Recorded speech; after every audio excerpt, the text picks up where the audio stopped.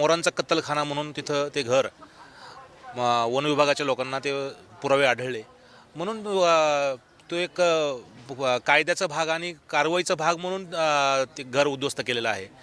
आणि सुरेश धस तिथं घरी गेले याच्याबद्दल मला काही आश्चर्य वाटलं नाही।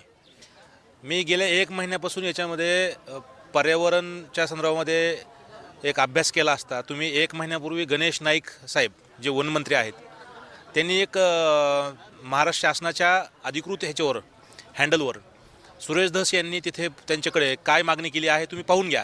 महाराष्ट्र शासनाकडे वन विभागाकडे सुरेश धस यांनी जे आष्टी मतदारसंघातील जे फॉरेस्ट जागेवर ग्लिरिसिडिया नावाची जी काही वनस्पती आहे झाडं आहेत ती नष्ट करण्याची परवानगी किंवा ती मागणी सुरेश धस यांनी केली। आणि ग्लिरिसिडिया का नष्ट करायची होती त्यांना केवळ त्यांचं म्हणणं आहे की मोरांची प्रजाती नष्ट होऊ नये म्हणून। अहो मोरांची प्रजाती नष्ट होऊ नये